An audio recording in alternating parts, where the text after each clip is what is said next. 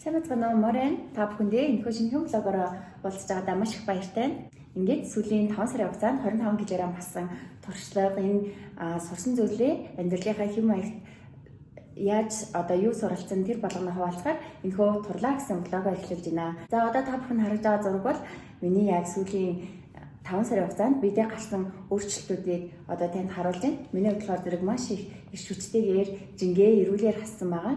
Энэ маань юу байсан бэ гэхээр хамгийн ихний үндэс маань яаж таргалсан бэ, яаж жингээ нэмсэн бэ гэдгээ ойлгосноос эхэллээ. Тэгэхээр бүгдээрээ яаж турах вэ гэж бодож эхлэх үедээ яаж одоо би бас таргалсан бэ гэдгээ бодох хэрэгтэй. Тэгээд мөн жингээ хэрхэн эрүүлэр одоо яг багаар өөрийнхөө эрүүл мэндэд ачааллахгүйгээр багасгах вэ гэдэг талаас маш их бодох хэрэгтэй. Одоо жишээлбэл жингээ хасах асар олон арга байна. Та зүгээр л турах гэж бичих юм бол танд маш олон одоо дэглэмүүд, дасгалууд, асар олон зүйл гарч ирнэ. Гэхдээ энэ дундаас бид нар бодох хэрэгтэй, сонгох хэрэгтэй. Яагаад вэ гэхээр бид нар энэ биеэ гой сайхан галбартай болгоно. Гэхдээ ирээдүйд бас энэ биетэйгээ ажиллаж амьдрах байгаа. Тэгэхээр дараагийн 20 жил, 30 жил хэдийгээр хоол сонсогж байгаа боловч бид нар биеэ аль хэдийн бараад биеэ илүү түлчинтэй болгоцсон байгаа гэдгийг ойлгох хэрэгтэй. Тэгэхээр та бүхэн бас сайн бас ойлгох хэрэгтэй. Хэрхэн эрүүлээд турах вэ гэж бодох нь хамгийн номер 1 асуулт. Яагаад вэ гэхээр бас одоо дахиад тайлбарлая л та. Бид нэр жингээ хасах үед сэтгэл санаа гэдэг зүйлийг хэрхэвч орхигдуулж болохгүй юм зүйл байт юм байна. Яагаад вэ гэхээр өдөр болгон жингээ харж стресстэх бол одоо бас буруу жингээ хэлтийн нэг жишээ байгаа байхгүй юу? Тэгэхээр хэрхэн жингээ хасах вэ гэсэн төлөвлөгөө гаргах хэрэгтэй. Одоо манай Facebook-ийн турлаг группийн болохоор зэрэг сар болгон багаар өөрсдийнхөө хэмжээнд төлөвлөгөө гаргаад яаж турах уу? Тухайн сарын бас урайн одоо жишээлбэл хайртай хүнтэйгээ хамт турлаа гэж байх юм бол хинтэй хамт төлөвлөгөө гаргаж одоо жингээ хасах уу гэд маш олон бас ийм сэтгэл зүйн байдлууд, сэтгэл зүйн арга барилуудыг бас хэрэглэх гэж үзэж байгаа. Тэгэхээр бас жингээ хасаж байгаа хүмүүс нь хэрхэн жингээ хасах вэ гэсэн энэ сэтгэл санааны суур төлөвлөгөөгөө бас өөртөө гаргаад авсан байх хэрэгтэй. За тэрний дараа нь болохоор зэрэг мэдээж хооллолт орж ирнэ. Хооллолт бол дасгал хөдөлгөөнөөс 4 дахин чухал үүрэгтэй байдаг. Жингээ хасах, хэвэн жиндээ очих гэсэн бодол толгойд нь орж ирж байгаа хүн болгоны хувьд ямар дасгал хийж би жиндээ хүрэх вэ? Ямар дасгал хийвэл яаж харагдах вэ? Гидсэндээ ямар дасгал хийх үү? Гарандаа ямар дасгал хийх үү гэж боддог. Харин эсэргээр нь бид нэр ямар хоол идэх вэ? Би гидсэндээ ямар хоол идэх үү? Арьсандаа ямар хоол идэх үү? Гарандаа ямар хоол идэх үү гэдгээ бодох хэрэгтэй гэсэн. Тэгэхээр бид нэр өдөр болгон босоод хоол идээд өдрийн 4-5 хооллох энэ төлөвлөгөөгөө гаргаад ямар хоол идэх вэ гэдгээ сонгоод тэр сонголтоо зөв хийгээд сурчих юм бол жингээ хасах бол маш амархан. Жингээ хасгаас гадна бид нар нэмэлтээр маш их энерги, эрч хүч, амьдралын тэр баяр баясгалуудыг бас мэдрэх боломжтой байгаа.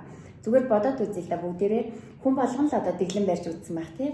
Хэрвээ та ямар нэгэн одоо дан алимны дэглэм байлаа гэж бодоход 7 хоног алим идээд аз жаргалтай тэгээ баг хам төшгүйгээр тийм эрүүл сарвал эрч хүчтэй хүн бол байхгүй байгаа. Би өөрөө болохоор зэрэг маш олон дэглэмүүдийг одоо туршиж үзсэн. Тэгээд сэтгэл санаа одоо бит мэдрэж байгаа мэдрэмж жин хасалтын хувьд болохоор хизээч хангалттай хэмжээнд хүрч байгаагүй.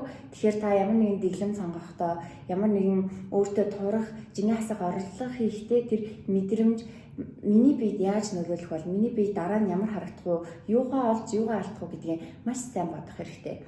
Тэгээд ингээ хооллолт маань бүр дасгал хөдөлгөөнөөс 4 дахин их юм чухал зүйл байтал бид нар аль болох ямар дасгал хийх үү, гарандаа ямар дасгал оруулах уу, хөрөндөө ямар дасгал оруулах уу гэдгээ бодоод байдаг гэсэн. Тэгэхээр энэ болгоныгаа бүгдээрээ төр зур хойш тавиад ямар хоол идэх үү, би өнөөдөр ямар хоол идэх үү, хэдэн удаа хоол идэх үү гэдэг асуултыг бас бодох хэрэгтэй. Тэгээ бүгдээр ямар хоол идэх талаар дараагийн влогуудад бас ярилцаад явах болно. Тэрний дараа болохоор зэрэг би хэдэн килограмм хасах вэ гэдгийг эхлээд нь тодорхойлох хэрэгтэй. Урт хугацааны зорилго тавиад тэрийг багаар хуваагаад ингэхдээ хин нэгэнтэй хамт ямар нэгэн дасгалжуулагчтай жингээ хасж байгаа хүрээлэлтэй тэр болгонтэй хамт явбал танд илүү амархан болно.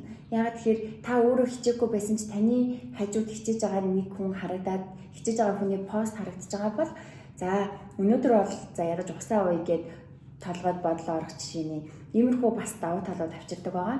Тэгэхээр та ямар нэгэн жингээ хасгаж байгаа тэр хүрээлэл гэдэг зүйл рүү очоод нэгдээд хамтдаа жингээ хасаарай. Жишээлбэл танд одоо хүрээлэл байхгүй байгаа бол Facebook дээр манай турлаг группт орж ирж болно. Бид нар маш олон жингээ хасах шин сонирхолтой санаануудыг, шин сонирхолтой хүрээллүүдийг бас бий болгохоор ажиллаж байгаа. Тэгэхээр та нар бас нэгдээд хамтдаа бас жингээ хасах тэр оролдлогуудаа илүү бас мэдээлэлтэй зөвлөгөөтэй явах боломжтой шүү. Тэгээд тэрний дараа яаж сурах вэ гэдэг хамгийн том асуулт бол яаж одоо би буцаага жингээ нэмэхгүй буюу яаж таргалснаа ойлгох байгаа. Тэгэхээр хүн болгон жингээ маш өөр төрлөөр жингээ нэмдэг.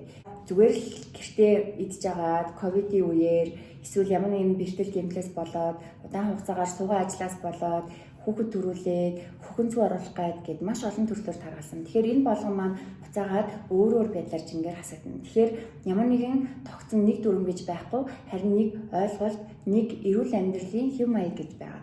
Миний хувьд болохоор зэрэг яг өөрийнхөө амьдрал, өөрийнхөө иддэг, унддаг, одоо өглөө босдог энэ бүх зуршлаа өөрчлөөд бүгдийг эрүүл болгоснороо маш их эрч хүчтэйгээр, маш ядрахгүйгээр, үсгүйгээр жингээ хасаж чадсан байгаа. Тэгэхээр та бүхэнтэйгээ бас дараагийн видеонуудаар хуваалцаад явъя гэж бодож байна. Тэгээд бүгдээрээ энэ миний турлаа гэсэн хаягтай хамт байгаарай. Та бүхэнд бүгдэнд нь амжилт хүсье. Тэгээд бүгдээрээ комментоор хэдэн килограмм хасах уу, ямар хугацаанд хасмаар байна, ямар үр дүнд хүрмээр байна гэсэн зорилгоонуудаа хуваалцаарай. Тэгээд хэсгийн хугацааны дараа бүгдээрээ зөвлөгөө аваад эргээд үзэхэд энэ болгоо маань бас түүх болоод үлдсэн байх шүү. Тэгээд бүгдэнд нь амжилт хүсье.